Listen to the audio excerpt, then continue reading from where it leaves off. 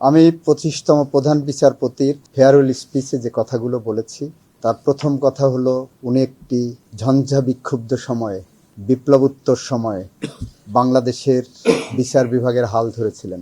কুয়াশাচ্ছন্ন বিচার ব্যবস্থাকে উনি আলোর পথে নিয়ে এসেছেন। উনি দায়িত্ব নেওয়ার পরে বাংলাদেশ বিচার বিভাগ তার সচিবালয় পেয়েছেন।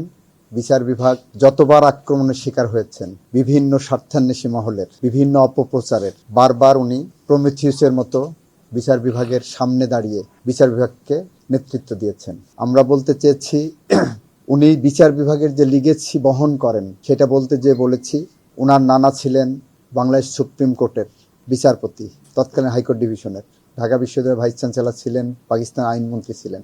ওনার বাবা প্রখ্যাত জুরিস্ট ব্যারিস্টার সৈয়দ ইশতিয়াক আহমেদ ছিলেন, এই অঙ্গনে অবদান রেখেছেন।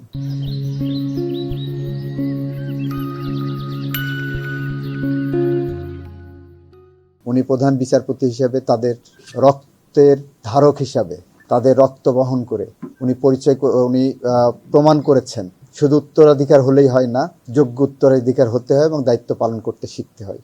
উনি বিচার বিভাগে দায়িত্ব নেওয়ার পর যে সমস্ত ল্যান্ডমার্ক জাজমেন্ট দিয়েছেন এবং বাংলাদেশের অনেক সংস্কারের পথিকৃৎ হিসাবে উনি আমাদেরকে আলোর পথ দেখিয়েছেন। উনি আমাদের সামনে অনেক দিন বেঁচে থাকবেন। আমরা অনেক দিন করে ওনাকে স্মরণ করব। আমাদের শ্রদ্ধায়, ভালোবাসায়, সংকটে সৈয়দ রেফাত আহমেদের উপস্থিতি আমাদের মধ্যে থাকবে, এটাই বলেছেন। বাংলাদেশে যত অবিচার হয়েছে, বিচারের মহাসড়ক থেকে বা বিচারের রেল লাইন থেকে মানুষ ছিটকে পড়েছিল, উনি আসার পরে গত 16 মাসে সেই মহাসড়কে আমাদেরকে তুলে দিয়েছেন। আমরা সেই পথ ধরে হাঁটতে চাই, স্বাদ নিতে চাই। আমরা আশা করি এই পথ ধরে আমরা হাঁটতে পারবো।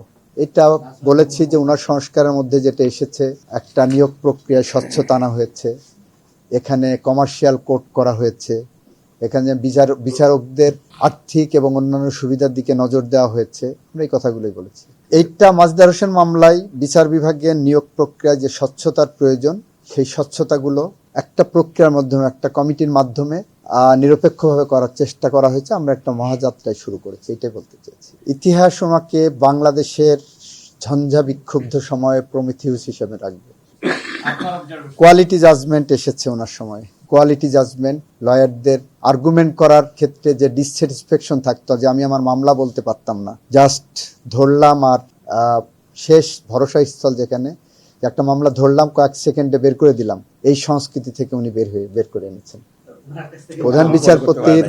প্রধান বিচারপতির এন্টার বক্তব্যর মোদ্দা কথা হলো, গণতন্ত্র আমাদের অন্যতম লক্ষ্য।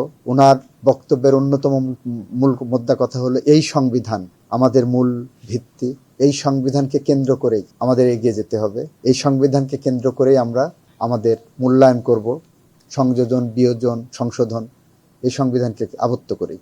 উনি বলেছেন বাংলাদেশের বিচার বিভাগকে আরও বেশি অ্যাক্টিভলি গণতন্ত্র, আইনের শাসন, মানবাধিকার রক্ষার্থে ভূমিকা রাখতে হবে। উনি বলেছেন এই ভূমিকা রাখতে গেলে শুধুমাত্র বিচারকরা না, বারের ভূমিকা অনবদ্য। উইদাউট এ গ্রেট বার বিচার বিভাগ অসম্পূর্ণ, বিচার বিভাগ একা একা পথ হাঁটতে পারবে না। এটা ওনার মধ্যে কথা বলেছেন। এটা যে জুলাই গণ অভ্যুত্থানের যে চেতনা, যে প্রেরণা, যে প্রেক্ষাপট, যে প্রেক্ষিত, সবকিছুই এই সংবিধানকে বিলুপ্তির জন্য করা হয়নি। এই সংবিধানকে তার রাইট ট্র্যাকে নেওয়ার জন্য করা হয়েছে। এই সংবিধানকে ভিন্নভাবে ব্যাখ্যা করা হতো, এই সংবিধানকে ভিন্নভাবে ইন্টারপ্রেট করা হতো, যেটা আমরা অতীতে বারবার বলেছি যে এই সংবিধানের দোহাই দিয়ে দিনের ভোট রাতে করা হয়েছে। আমরা আগে বলেছি এই সংবিধানের দোহাই দিয়ে দিনের বেলা মানুষ ধরে নিয়ে যে খুন করে দেওয়া হচ্ছে, এই সংবিধানের দোহাই দিয়ে গুম করা হচ্ছে, মিথ্যা মামলা করা হচ্ছে এবং সাংবিধানিক শাসনের নামে। আমরা বলেছি, বারবার আগেও বলেছি, যে এটা অন্যায়, এটা সাংবিধানিক শাসন না, সংবিধান এটা বলে না। উনিও সেটা বলছেন যে সংবিধান যেটা আছে, সংবিধানের মতো চলা উচিত, সংবিধানকে ভিন্নভাবে পরিচালিত করার সুযোগ নেই।